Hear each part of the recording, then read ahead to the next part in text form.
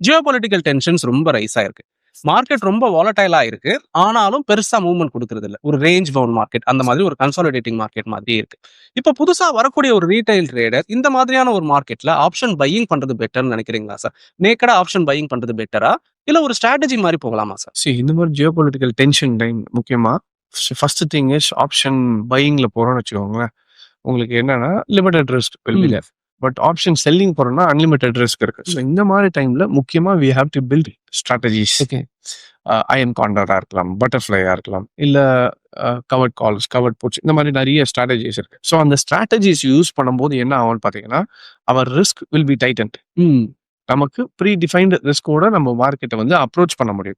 So first thing is we have to have proper strategy இந்த மாதிரி டைம்ல. And mostly நிறைய பேர் ட்ரேட் பண்ணும்போது என்ன பண்றாங்கன்னா, சின்ன ரிஸ்க் எடுத்து பையிங் போயிடலான்ற மாதிரி ம். போயிடும். அந்த மாதிரி நீங்க மைண்ட் செட் போனா பரவாயில்ல, ம். இதுல என்ன இருக்கு அப்படின்ற ஒரு மைண்ட் செட்டோட போவோம். ஸோ ஃபர்ஸ்ட் திங் என்னன்னா, நம்ம வந்து அது ஒரு எனக்கு இது வேணும் அப்படின்ற ஒரு விஷயத்தை தெரிஞ்சுக்கிட்டு நம்ம பண்ணா மட்டும்தான் will be able to sustain இந்த மார்க்கெட். ம். போகும்போதே வேணான்ட்டு போனோம்னா அப்புறம் எப்படி கிடைக்கும்? ஆ.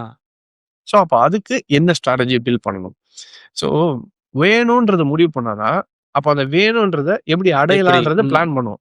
எனக்கு வேணாம்னா நான் எதுக்கு பிளான் பண்ணணும்? ம். இப்படித்தான் நிறைய ரீட்டெயில் ட்ரேடர்ஸ் பண்ற தப்பே என்னன்னா, போச்சுன்னா பார்த்துக்கலாம்.